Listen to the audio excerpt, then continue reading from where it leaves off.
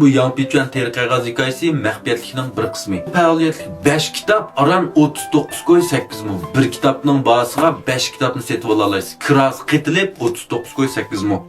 Endi bu kitobning orasida Yangpichuan teri qog'oz hikoyasi, ya'ni dunyodagi eng ulug' sotuvchining davomi mahbiyatlikning bir qismi. Eng qo'l bo'lgan mamlakatimizning qadimgi bir falsafalik asri Uyguzi. Yana inson tabiatidagi ojizliklar, Rinxingruodian. Yana birisi Langdao, oxirgisi Morfus qonuni, Morfidongli. Morfus qonuni degan nima? Masalan, siz kundalik turmushda tomoq yegilib bir oshxonaning oldiga kirib, mashinani to'xtatay desangiz, bu yerda mashina to'xtatiga o'rin yo'q.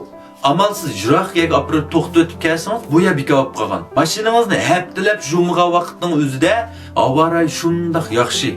Endi bugun aram bir mashina yug'izib chiqsak, ya yomg'ir yig'ib ketadi, ya to'p yig'ib ketadi. Bu nima uchun? Buning hammasi Morfus qonuni. Hamda hayotingizdagi o'qishga tegishli 5 kitob deb nomlangan mana bu 5 kitob ostidagi seri qarovida kiros qitilib aran 39 ko'y. Bir kitob 7 ko'y 9 modulda to'xtaydi. Yoqtirdigan do'stlar, sizdan shodon qilib elvedinglar.